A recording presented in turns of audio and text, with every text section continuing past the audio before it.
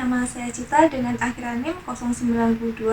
Di sini saya sebagai mahasiswa aktif program studi pendidikan Bahasa dan Sastra Indonesia di Universitas Jember. Kali ini saya akan menjelaskan mengenai retorika. Apa sih itu retorika? Retorika secara sempit diartikan sebagai ilmu berbicara. Kemudian secara luas diartikan sebagai ilmu berbicara dalam lisan maupun tulisan. Menurut Sunario, retorika dapat dikaji melalui kajian filosofis dan kajian ilmu komunikasi. Filsuf Aristoteles mempertegas bahwa emosi manusia bervariasi, dan ini dapat dipergunakan oleh seorang orator atau pembicara untuk memengaruhi audiensnya. Aristoteles pun memberikan pengertian bahwa retorika sebagai seni yang memiliki makna tertentu.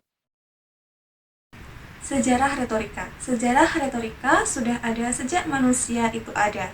Namun, retorika dipelajari sebagai ilmu pada abad ke-5 sebelum Masehi. Hal ini bermula dari kaum sofis yang berasal dari Yunani berkelana dari satu tempat ke tempat lain untuk menyebarkan ilmu politik dan ilmu pemerintahan. Dalam penyebaran ini ditekankan pada ilmu berbicara atau ilmu retorika. Pemerintah perlu usaha membujuk rakyat demi kemenangan dalam pemilihan. Berkembanglah seni pidato yang membenarkan pemutarbalikan kenyataan demi tercapainya tujuan. Khalayak bisa tertarik dan terbujuk. Karena hal ini, retorika dipelajari dan dilaksanakan di negara-negara yang menganut demokrasi langsung, seperti Romawi dan Yunani.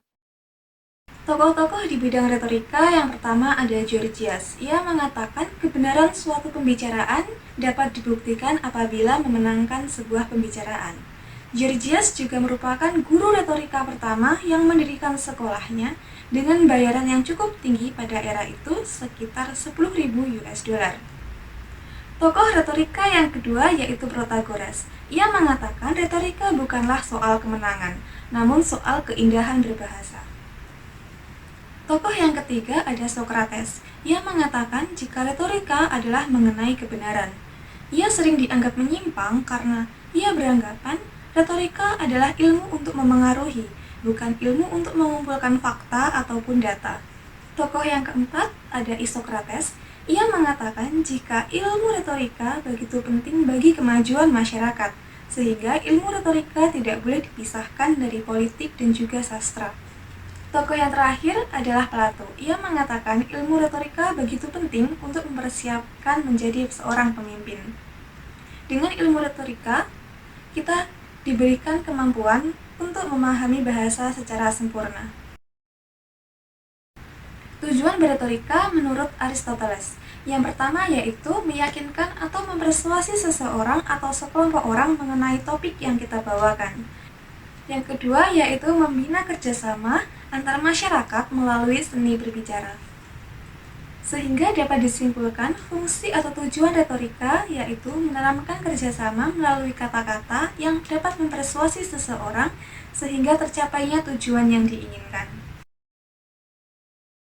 Jenis-jenis retorika. Yang pertama ada monologika, yaitu hanya berasal dari satu pembicara atau hanya satu pusat dan tidak terjadi sebuah pertukaran komunikasi. Contohnya dalam ceramah ataupun pidato. Yang berikutnya adalah dialogika, yaitu sebuah keadaan berretorika yang mana terjadi sebuah hubungan timbal balik antara pembicara dan juga pendengar seperti tanya jawab. Dan yang terakhir yaitu pembinaan berbicara. Pembinaan berbicara lebih berfokus pada cara pengambilan nafas, berbicara, dan juga cara bercerita. Dan yang terakhir yaitu strategi dalam berretorika. Yang pertama, menentukan topik dalam berretorika. Kita harus menentukan tema atau hal apa yang ingin kita sampaikan kepada pendengar. Yang kedua yaitu menyusun bahan atau materi berretorika. Karena dengan menyusun bahan dan materi akan dengan mudah kita menyampaikan hal tersebut kepada audiens dan hal tersebut akan dengan mudah juga diterima oleh audiens. Yang ketiga yaitu pemilihan gaya bahasa atau diksi. Dengan memilih gaya bahasa yang indah atau mudah dipahami, maka hal yang ingin kita sampaikan akan lebih mudah dicerna dan ditangkap oleh pendengar. Yang keempat yaitu mengingat isi materi. Dengan mengingat isi materi akan dengan mudah dalam penyampaian kita kepada audiens dan tidak akan terjadi kesalahan-kesalahan informasi. Dan yang kelima yaitu penyampaian. Setelah menyiapkan poin 1 hingga 4, maka berretorika dapat dilangsungkan dengan menyampaikan ide dan gagasan kita kepada pendengar dengan bersifat persuasi. Retorika begitu menarik untuk dipelajari karena kita mendapatkan banyak manfaat dari belajar berretorika. Maka dari itu, ayo kawan-kawan kita belajar berretorika bersama-sama. Sampai jumpa di lain kesempatan. Apabila ada kesalahan dalam penyampaian materi, saya mohon maaf. Sampai jumpa dan sampai bertemu lagi.